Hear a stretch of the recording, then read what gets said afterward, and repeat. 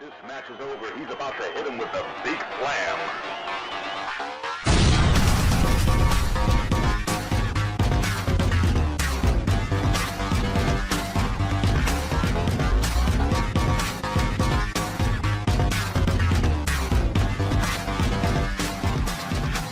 Again, thanks for your support, and we'll see you at the matches right here, OneWrestling.com.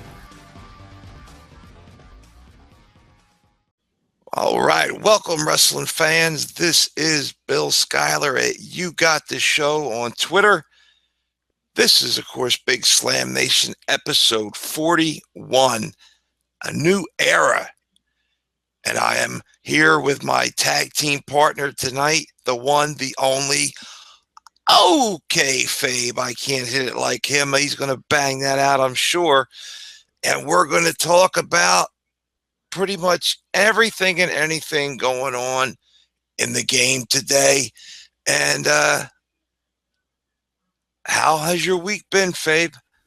How's things been? It's been crazy, man. I mean, One Wrestling and One Wrestling Video has been, I think, on fire the last week. I mean, just a lot of awesome content, a lot of great news. Obviously, of course, a lot going on in the world of professional wrestling. We've got WWE, the new era is in full effect. The draft heading towards SummerSlam 2016. We've got TNA going for the Bound for Glory playoff series. It's a lot of things going on, a lot of changes. You got FAMEBLAck, of course, doing Raw, myself doing Smackdown. You're doing TNA. We got Big Slam going on. Awesome, crazy content. But it's good stuff. We're keeping busy here at One Wrestling, so it's just been great. But I am exhausted. Yes, and on top of that, I got NXT I'm covering. I got the Cruiserweight Challenge being covered.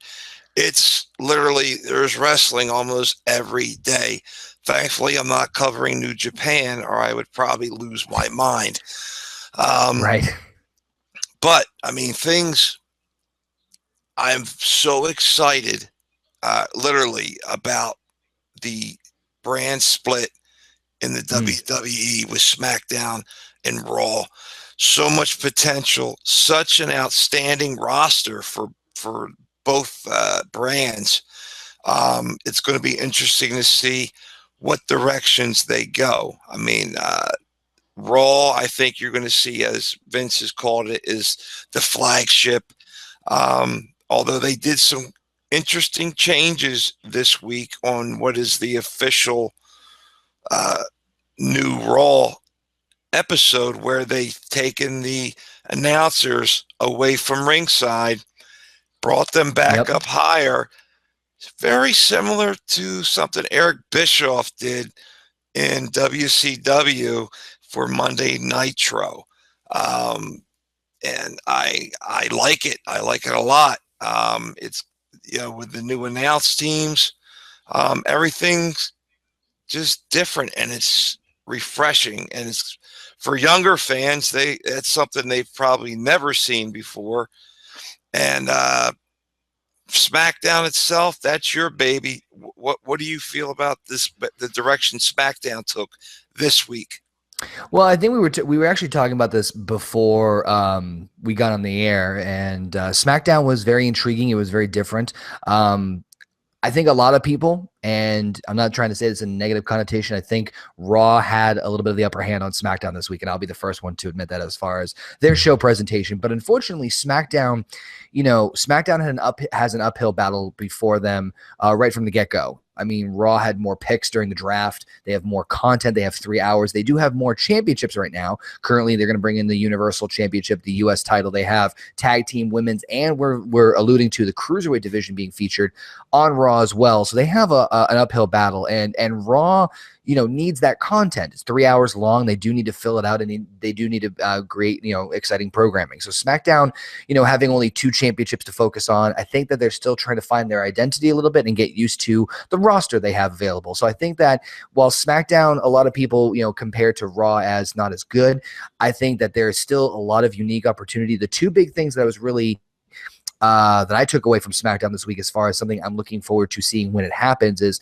first big one is American Alpha. When they show up on the scene next week, that's going to be a huge game changer. I'm very curious to see what they're going to do with the tag team division on SmackDown. And more importantly, of course, the return of the gold standard Shelton Benjamin. I'm telling you, Bill, I I was giddy as a schoolgirl when I heard that Shelton Benjamin had signed. There's been rumors and rumblings and ramblings that he would make his return to WWE, and a pocket full of other guys who you could consider, a lot of people consider mid-carders back in the day. And to be completely honest with you, no BS out of all of them. Out of all the people that were rumored, Shelton Benjamin was the one I was hoping was true because of just how much talent and in-ring match and the quality of matches he could bring to not only just WWE, but obviously SmackDown as well. Yeah, I think you're going to see a Shelton Benjamin that the WWE never saw. I followed his career after he left the WWE in Japan. The stuff that he did with MVP was out of this world when he went to Ring of Honor, continuing with the world's greatest tag team with Charlie Haas. Just unreal, crazy moves. He is going to be a game changer for SmackDown. An elder statesman, if you will, who'll be able to be a solid guy in the locker room and hopefully helping to get these younger high flyers and cruiserweights that are going to flood the WWE after the CWC is done. And he'll be able to, kind of teach them, maybe have them learn that you don't have to throw everything out there in the first minutes of a match. Work it, get that psychology going, and be able to make your career last a lot longer and save yourself from injuries. He's one of those wrestlers who, with the great moves he did, has been literally injury-free for most of his career. That's Nothing insanely dangerous happened to him. And I really think big things are coming. Having a guy like him come in also continues to build upon the Japanese connection with the WWE.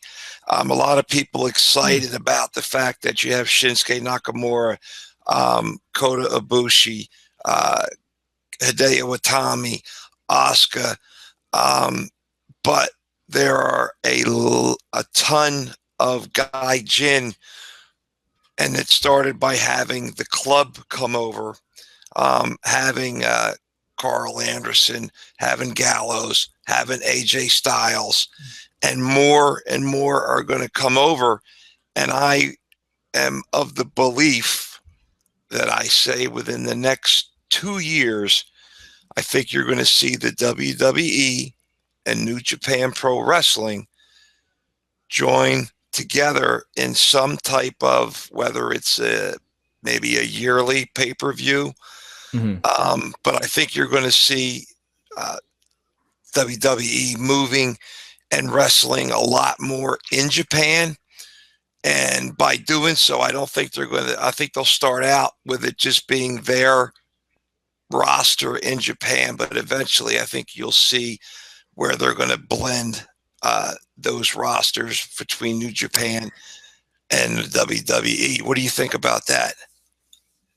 No, that's actually a pretty, it's a bold statement, but at the same time, I could definitely see it happening. I don't think it's an immediate thing, but I think that I think what NXT has done to piggyback off of that has really become a melting pot for all these different styles of wrestlers. I definitely agree that the Japanese influence, New Japan and the Japanese wrestler, like all those people you just named, has definitely been a major influence on the product, which, let's be fair here, 6 years ago would have been mind-blowing. Again, NXT 6 years ago was a reality show, put it that way. So I could definitely see that happening. I think what they're going to do is they'll baby step it, like they've done a lot of things with NXT and with WWE, so my next big prediction on that one, I think the next major step would be to do a mini tour of Japan with holding a NXT takeover special in Japan, with probably some working relationship. I think that a working relationship with New Japan Pro Wrestling is inevitable. We already know that WWE kind of has some friendly relationship with Evolve I think they have some sort of friendly relationship with Ring of Honor, who also has. So it's WWE doing something that, again, a lot of us wouldn't think they would have done 6-7 years ago, and they're starting to. What the bigger picture is, what they're doing here is that they are establishing these friendly relationships with a lot of high, I shouldn't say high influence, but I think you know what I mean, like high, big name, independent promotions, which I think is genius just in general, because not only does it help WWE for acquiring and searching for talent that can become stars, but at the same time, it also helps give back to the business, as we were discussing about the Cruiserweight Classic earlier. So it's just right now, I think WWE is opening its doors a lot up in so many ways that no matter what way you look at it, I think in general, it's helping the business. Yeah, I agree 150% on that. Yeah, I mean, amazing. That would be probably the best way to do that, would be that NXT takeover special in Japan. Whether it's some type of World Cup or, some event like that, would be outstanding. And a good way to do it without it being a big, say financial risk on their part, because it's not a major pay-per-view. This is strictly NXT. This is strictly the network only. And another thing to plug that, you know what, man, I got to spend this $9.99 and get this network, because it's got everything in the world. Not that I work for the WWE, but if I did, I would be plugging it all the time. Can't beat it. It's such a good, I mean, we're going to sound like salesmen here. We're not, folks. This episode of Big Slam Nation is not in any way, shape, or form endorsed by World Wrestling Entertainment. However, I mean, the thing that sold me on the network obviously was the pay-per-views, which, you do the math. It's $60 for a pay-per-view. Sure. Normally it's $9.99. You get at least one a month. Now we're going to get two, which I'm sure we'll talk about in a little bit. At least two a month. And on top of that, now they're really kicking tail with their original programming. I'm a big fan of Table for Three. I'm a big fan of Swerved. I'm a big fan of what's the other one? Ride Along. There's a lot of shows. The 24 series is great. Of course, NXT is a great opportunity for the network. So it's killing it. And why would you do it? But to go back to Takeover, the other interesting thing is, they'll run a Takeover special in Japan with Japanese talent, and so it's gonna be an instant success anyway. So it's they are just right now NXT.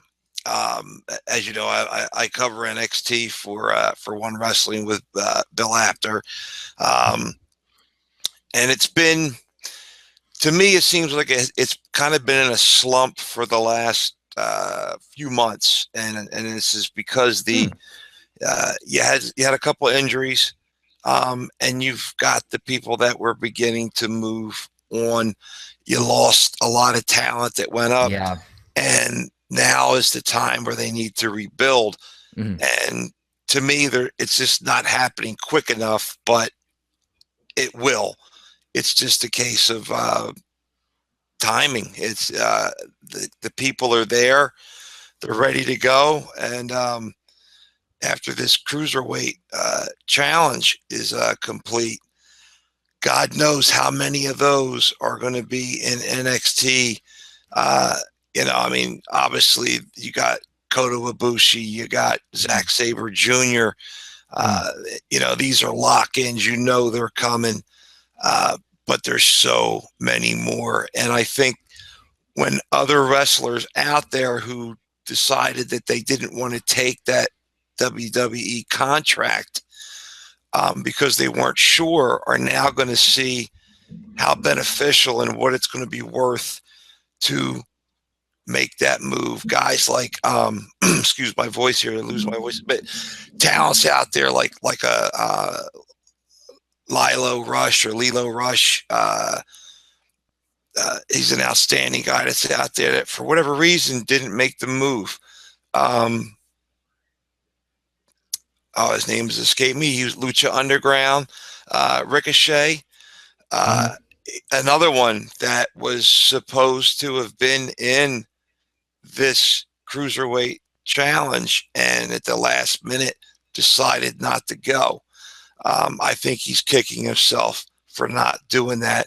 But Yeah. I think you'll see him go once his contract is up. He has a contract with, I believe, New Japan, and of course Lucha Underground. But I think neither one of those contracts are very long.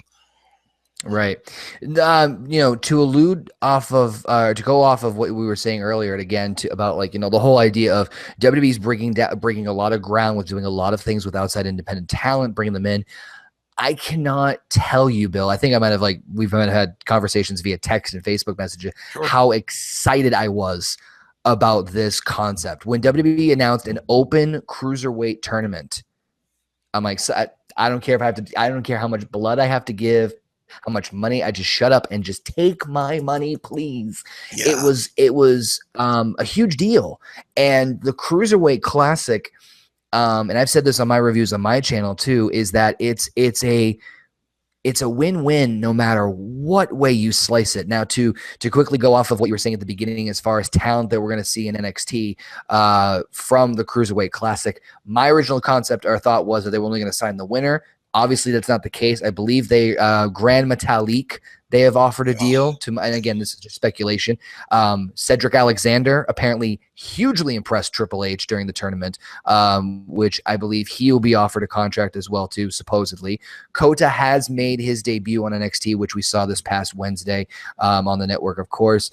If they sign Zack Sabre Jr., NXT is going to be in for quite a treat. I'm still predicting myself we're going to see Zack Sabre Jr. and Kota Ibushi in the finals, which is just going to tear the roof off of that building. I cannot wait for that. But there's at least there's so many guys that you could pick from this tournament, guys that I've never heard of, who I just saw for the first time in this tournament, who I think would be an outstanding talent in NXT and WWE, supposedly as well too. I heard that some of these talents they are taking from the Cruiserweight Classic might jump right into the Cruiserweight division on Raw, Kota being one of them. Yes, that's a big thing.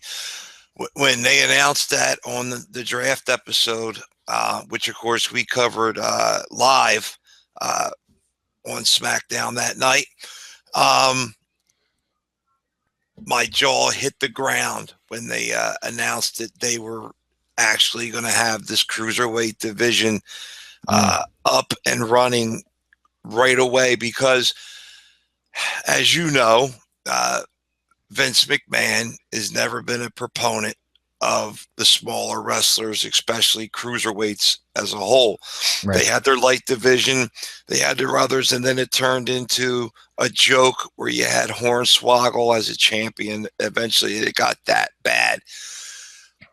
But when you had, during the Monday Night Wars, when Eric Bischoff introduced the cruiserweights into WCW, it changed the game for them, and it began to open the door for wrestlers like Eddie Guerrero, Chris Benoit, Chris Jericho, guys who, when they made their move to the WWE, you're talking all three of those men became world champions.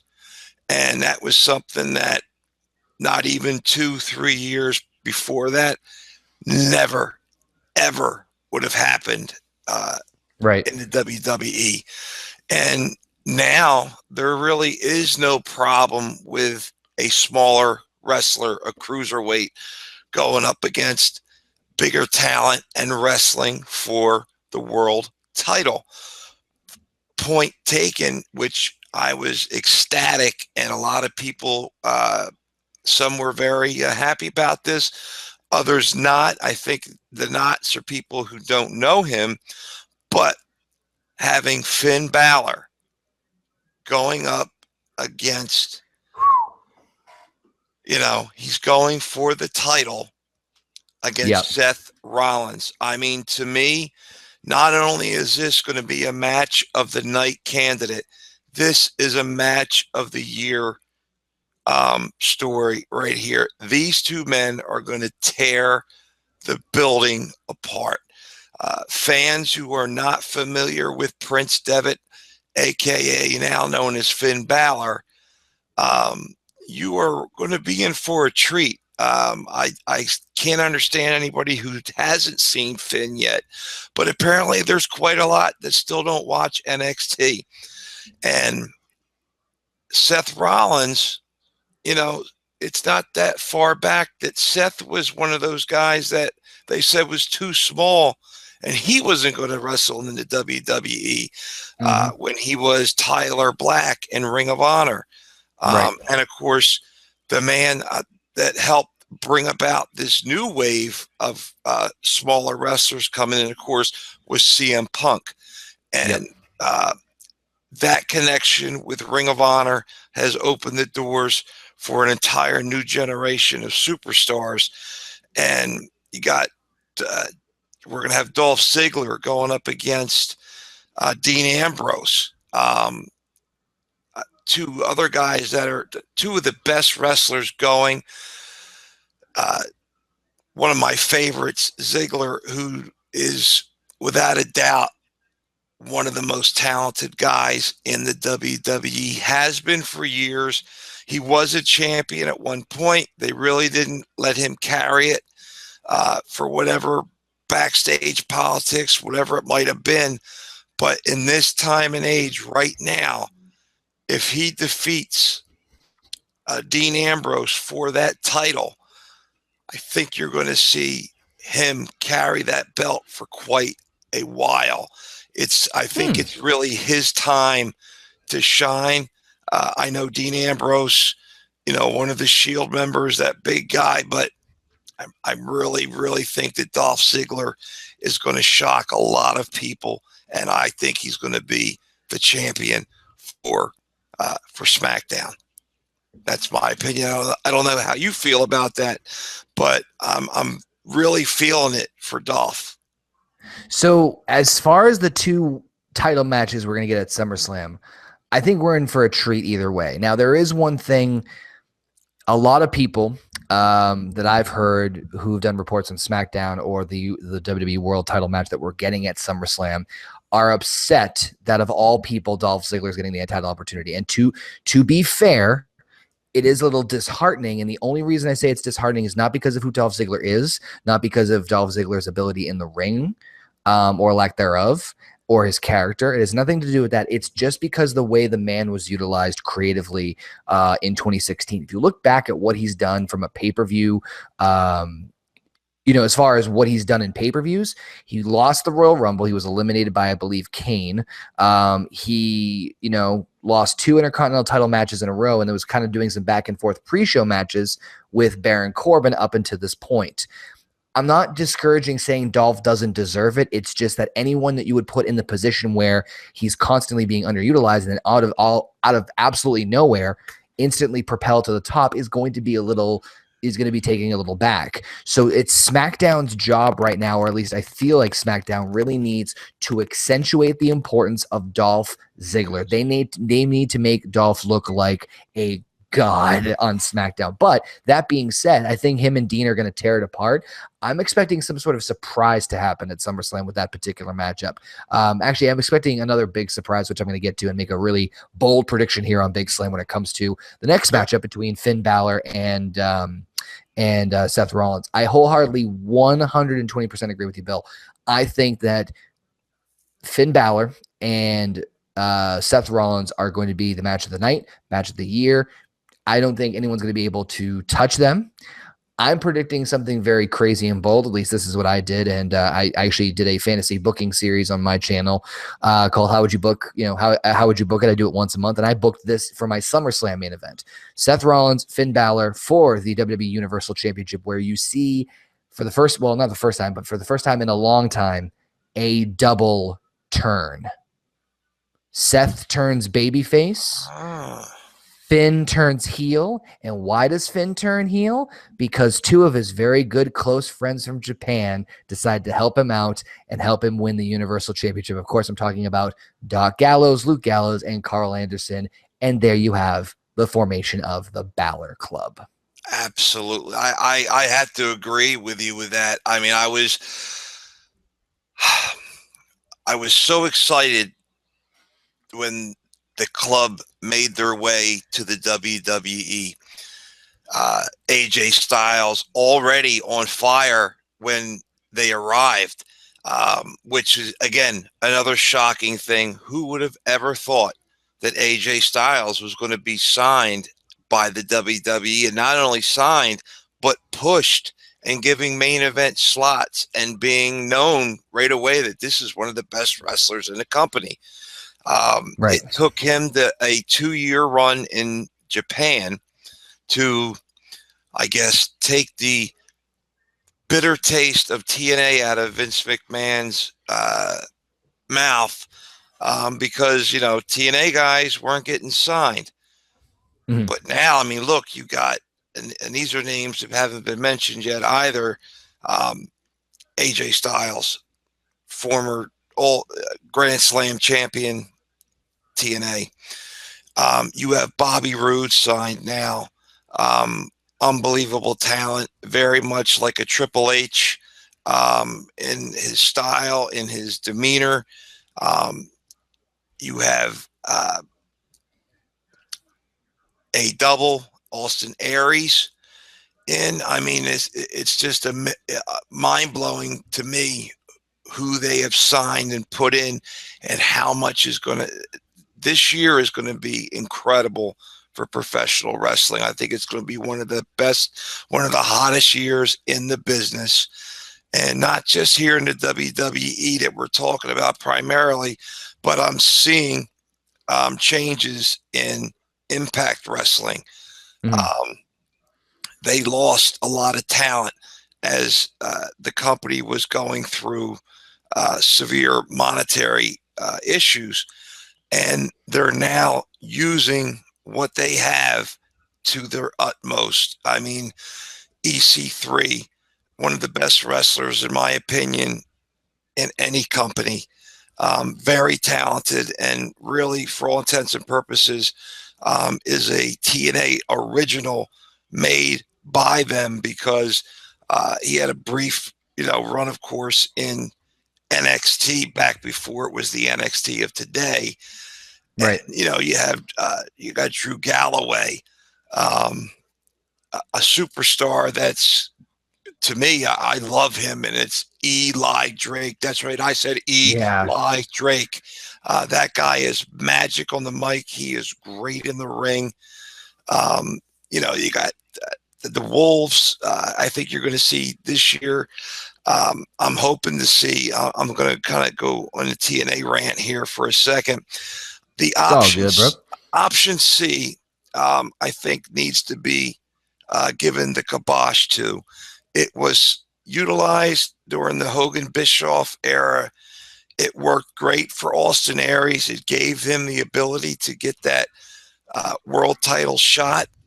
But now they have it so twisted and convoluted, where you're not only the, Bobby Lashley is both champions. And I think that's ridiculous.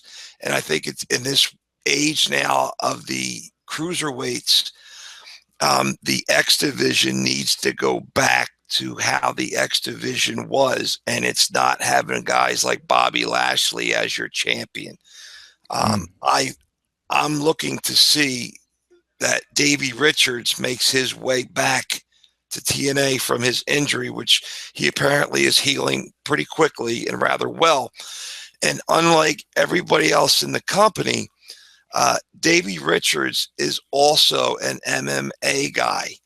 And I think a match and a feud between him and Bobby Lashley for both titles is inevitable. And it's something I'm looking forward to see. And I hope they go that way. And then we can do away with this option C. It's not needed anymore, because you can be a smaller wrestler and get a world title shot. So there's no need to do that. But your X division needs to be special. That's what helped create and make TNA what it once was and what it can be again. And that's absolute magic in the ring. And that's as far as I'm going to go right now talking about that. But I mean, there's so much ability right now. Their X division is in dire need of being rebuilt, as is their Knockouts division. And a lot of that has to do with the fact that the WWE and NXT especially have raided and took a lot of talent, not just directly, say, from TNA, but from the indies, from places where they would have possibly went to TNA, but instead they got the call to Connecticut, and it's people that they've lost. So I think Billy Corgan is doing a great job. It's a hell of a job he's got to do, a lot to fix. One of the biggest fixes they've done is taking Dixie Carter and pushing her more to the background and not having it be the Dixie Carter show. And I think that's making a big difference for TNA. I don't know. Do you have any opinions you want to talk with TNA? I know you were covering it for quite a while. Right. No, I mean, TNA is definitely in the middle of a transition right now. There's no way to kind of slice that or dice that. They're in a transition period. And the thing is that, and I've made videos about this in the past, both here and on my channel as well too. That I think TNA gets a lot of slack and a lot of negative criticism because they're compared to what they were versus what they are now. And you have to understand, folks, that TNA Impact Wrestling is a much different company as far as what they used to be, and their goals and their presentation is much different. If you don't believe me, check out the Final Deletion video. I'm pretty sure you probably saw it by now. But in all seriousness, it's a different company. And I think one of the reasons it gets a lot of negative publicity and a lot of fan criticism is because a lot of people compare it to either what it once was at one point, or they compare it to WWE, which I think is an unfair statement. Now, going to what you were saying in regards to, Lashley being a dual champion, I kind of agree. I think that in general, and I'm not saying this in TNA's regards, but in general, as far as wrestling goes, I am not a fan of somebody holding two titles at once. In general, very seldomly. You have to be very specific with it as far as how you book and how you present it, because there's a couple ways you can interpret that, especially like in this case. And again, this is not, I'm not faulting TNA for this, but let's, Bobby Lashley is both the world and X Division champion. Let's say we do a theory where Davey Richards comes back and challenges Bobby Lashley for the X Division championship, and he beats him.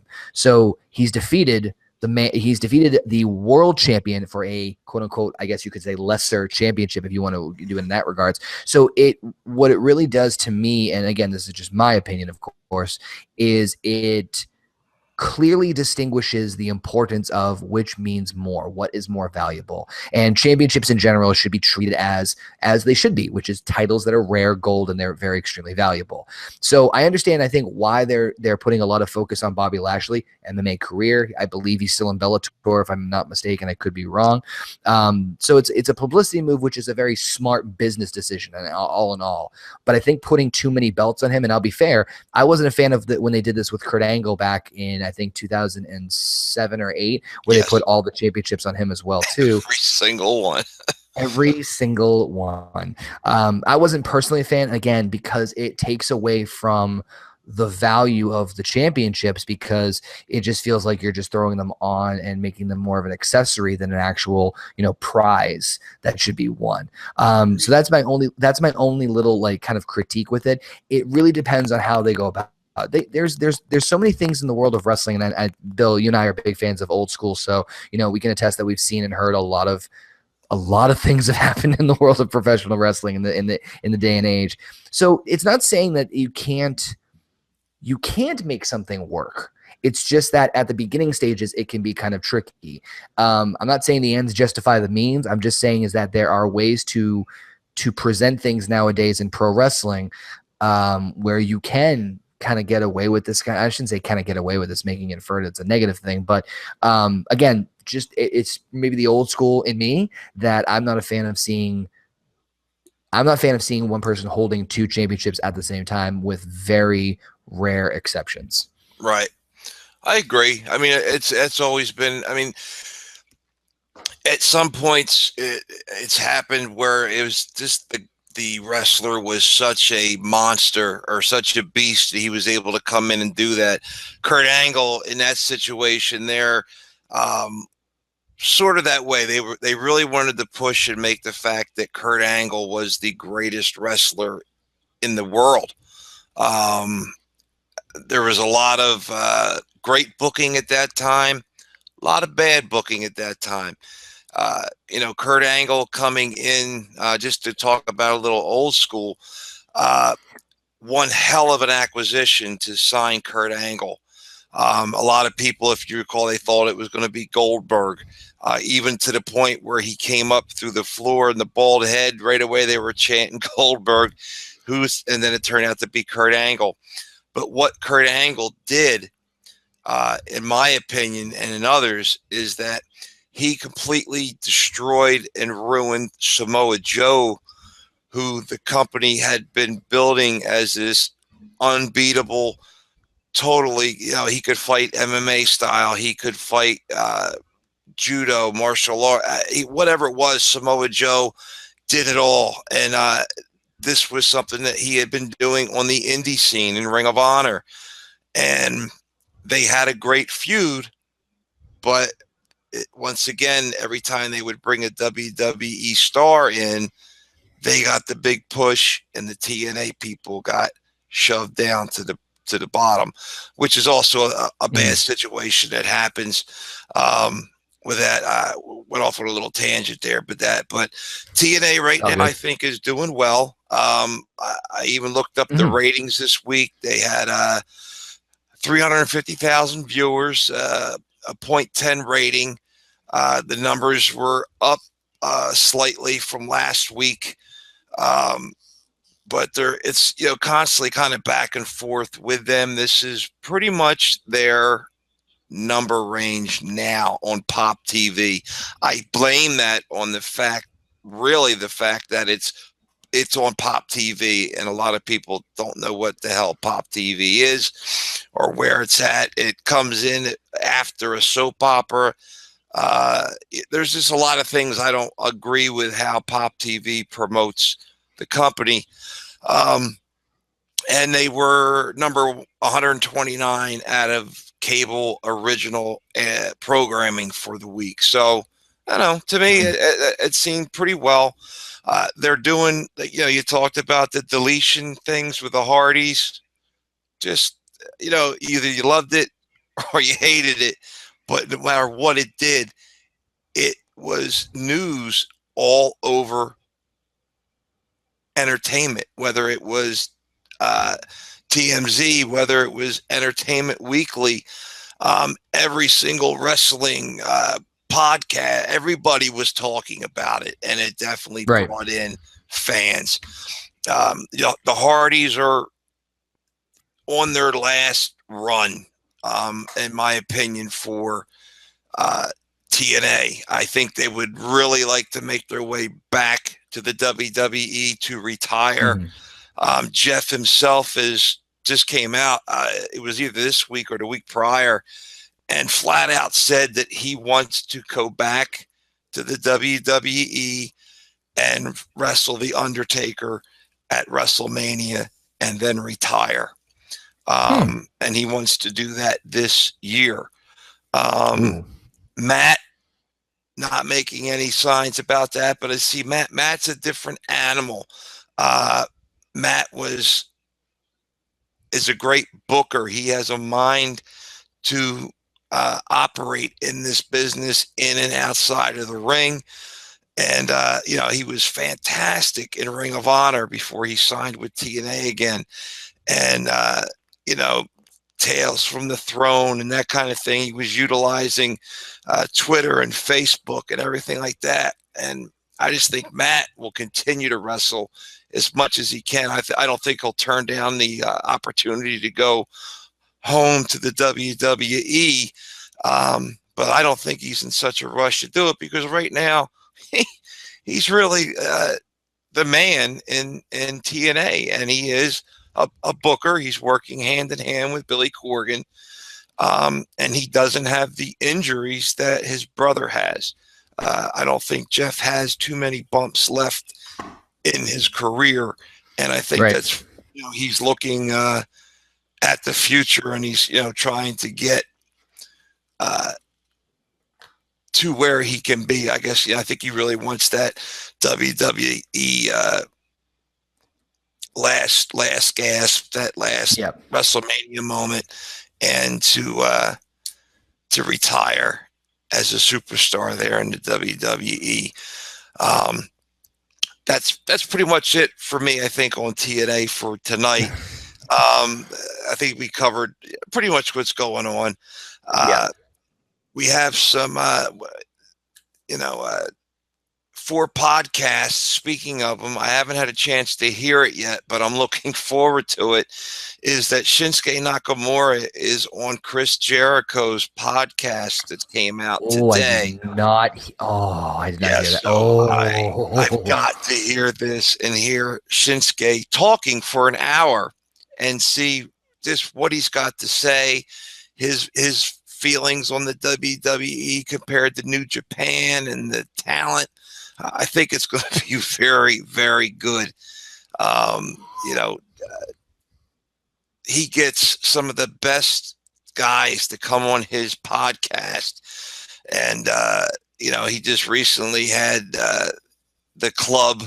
All 3 of them were on there from Hawaii. I think they were and they ran it as their old podcast that they were doing when they were in Japan.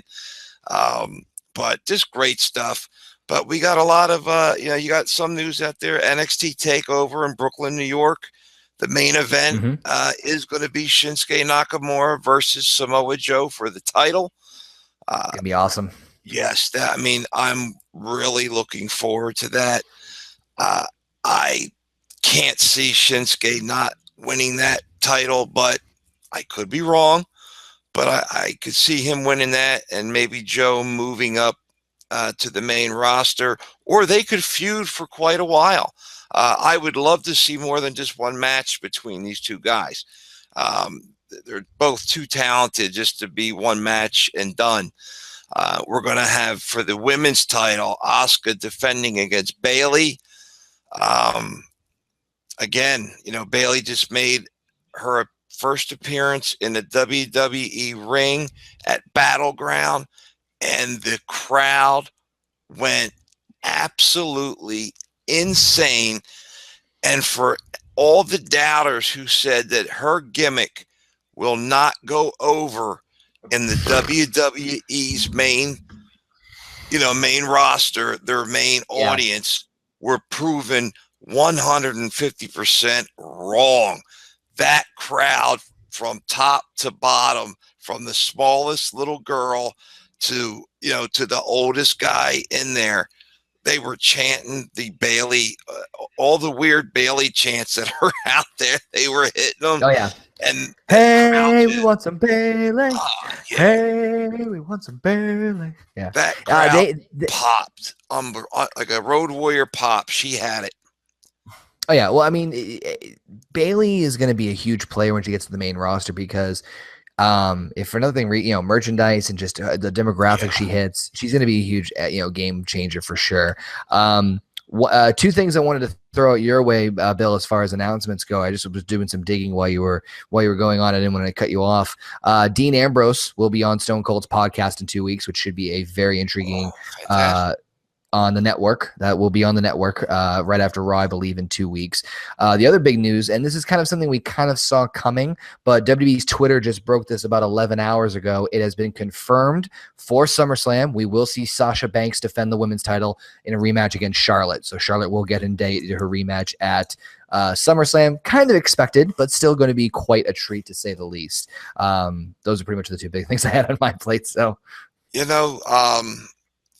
I'm very curious to see where they're going to place that match on the card. I don't think they're ready for a main event slot yet, but I would not be surprised to see possibly that will definitely be in the last 3 matches, if not the second to last, going into the main event. I don't know, but I mean, the women's division is hotter than hell in the WWE and NXT. And I just think it's time for that, for the women to be able to be shown that, yes, we can take that match. They've proven it over and over again with NXT. And, you know, SmackDown, your baby there. I see that, you know, along with Becky Lynch, that you also have Alexa Bliss, Naomi, Carmella, all came out this week. And unfortunately, Eva Marie was out there as well, but she has improved some, but I'm not a big fan of hers, but very happy to see Carmella and Alexa Bliss up on the main roster. So even though a lot of the women are on Raw, looks like SmackDown is going to make their run and try to get their women and maybe bring that women's title to SmackDown Live, which I would like to see at some point. And if Bayley makes her way to the roster, I really think Bayley should be on SmackDown. I think she would help bring a lot of eyes and a lot of fans to SmackDown, and that merchandising, a lot of hugging going on for Bayley to come to SmackDown. A lot of hugging. I think that SmackDown should benefit from her if she gets called up to the main roster. Rumblings are going around that Nikki Bella is at the Performance Center. She is probably not going to make SummerSlam, but she's expected to come back to the main roster probably sometime after SummerSlam. They're looking September, October, I guess, is the rumor time frame. Big people, or I shouldn't say big people, but big rumblings going around that she's going to the SmackDown brand, which I think would be a huge coup. Yeah. So yeah. And SmackDown September 11th, Backlash pay-per-view, the first SmackDown only pay-per-view of the year so far being announced. That would be a great time for her to return. Who knows who she'll face? I'd love to see Bayley go at it with her and have Bayley teach her how to wrestle. Oh, did I say that? Oh, I didn't mean that like that. But yeah, she could train her and show her a little bit of how it's done. But you know, other than that, and we have to say without a doubt, there's a certain tag team making their way onto television next week, and that's your favorites. You want to talk about somebody that's ready, willing, and able? And Gable. I am so pumped. I'm excited for American Alpha. I had the pleasure of seeing them win the tag team titles, the NXT tag team titles at TakeOver Dallas. I was actually at that show. These guys are just phenomenal talents, and I'm excited for them coming to SmackDown for more than one reason. Believe it or not, I'm actually excited because they're a great tag team. I think them being I think that they are going to be the staple tag team in SmackDown on the tag team division for that brand, without a doubt, because they're coming in with such momentum, such force, such positivity behind them. Like there's not too many people I've hear say anything negative in regards to American Alpha. That being said, I'm also intrigued to see what they can do down the road as singles competitors as well too, and that's the big thing that intrigues me the most. Very similar, you know, a lot of people compared American Alpha to a modern day Shelton Benjamin and Charlie Haas. And the thing that intrigued me the most was when they split up, because they still were great technicians on their own. And so with these two coming in, again, I'm thinking way down the road, but I would love to see what they could do solo once they get their footing on the main roster as a very stable tag team, and maybe go their own individual routes. Because I'm telling you, I think there's going to be some really intriguing with SmackDown only having 2 championships as of this mode.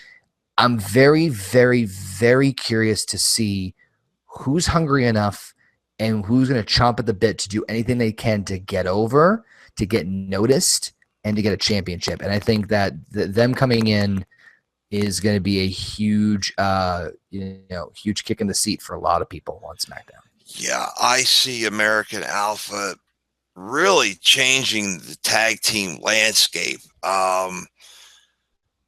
because they're going to make a lot of people, if they don't get their game up, they're going to make them look very bad.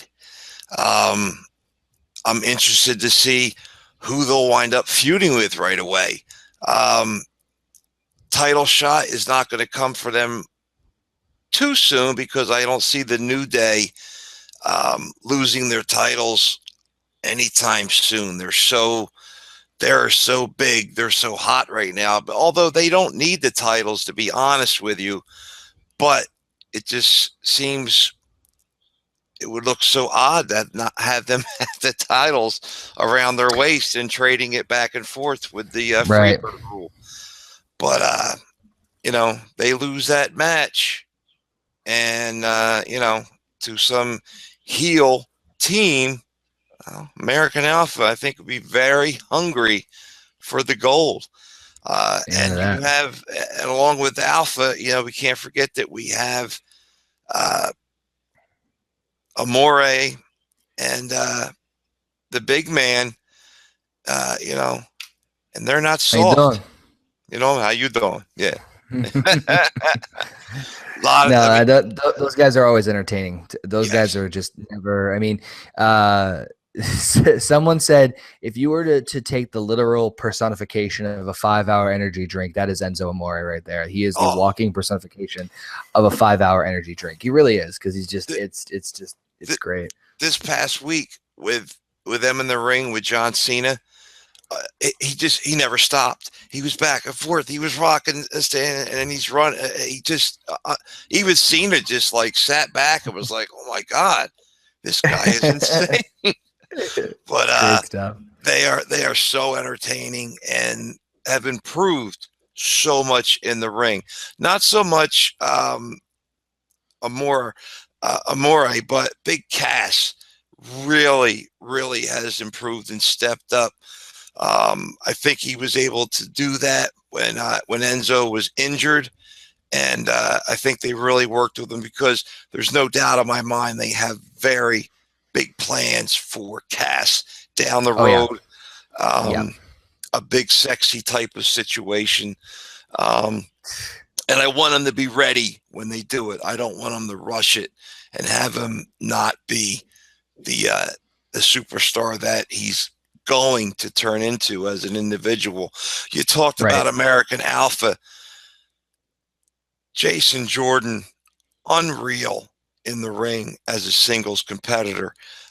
He's improved. I mean, I've watched him grow in NXT for so long, along with Chad Gable. I mean, and Chad, you know, he's an Olympic medalist. He's a bronze winner in the Olympics.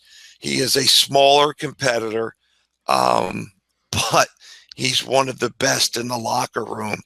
And these guys are just like the most positive, make you feel good guys. I mean, I just, they are definite baby faces, just like Bailey, as Stone Cold always likes to, you know, call out the old thing that Jim Ross always uses, that white meat baby face, that is just never going to be able to be bad. They're just too good to be bad. And, you know, it'll be interesting to see. I'm interested to see, going back, you had mentioned about this double turn with Balor and Rollins. Yes. That was a situation where I was interested to see if I thought maybe they were going to have the entire thing with Finn and AJ with the club and have them kind of NWO and take over their area. But I'm kind of glad they didn't. And it's going to leave AJ possibly with a feud against Finn Balor if Finn turns heel, because I see AJ turning back face very quickly, because he sells too much merchandise and he's too way over with the fans. So I expect that he'll be in some type of feud soon and turn back to the AJ Styles that everybody knows and loves. And I don't know, that's pretty much everything I've got on my thing for this week. Do you got anything you want to talk about here before we kind of wind this down?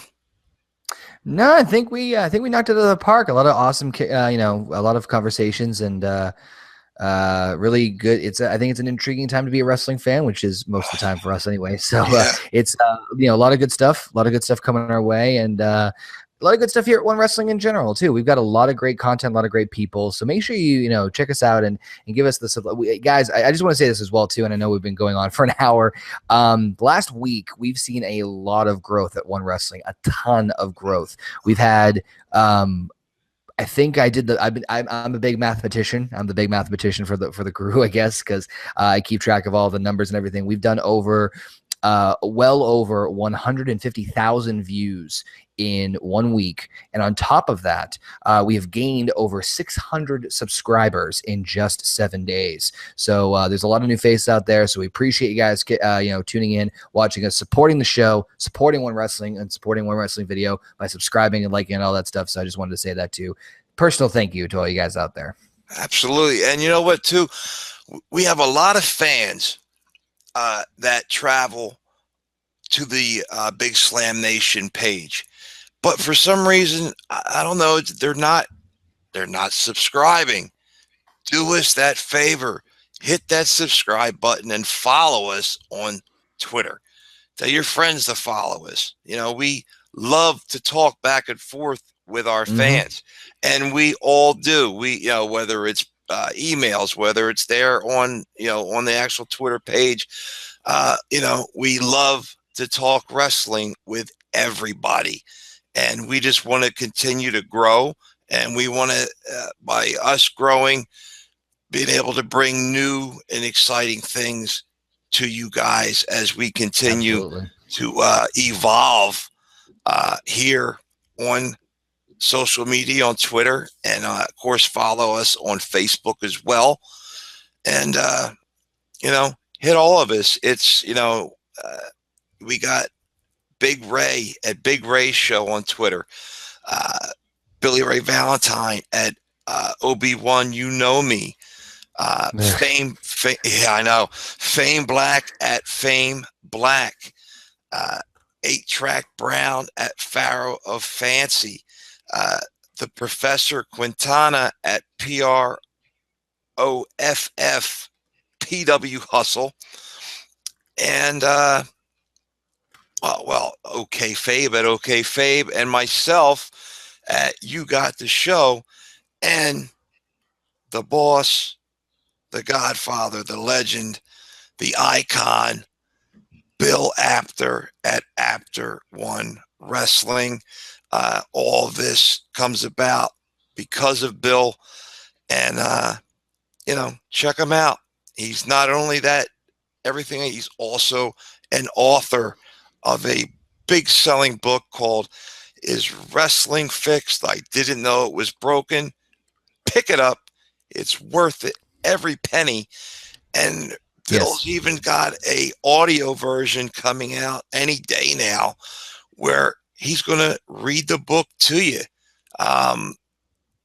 If that's your bag, get it that way. A lot of people like that. They throw it in the car when they're driving, and does what they do.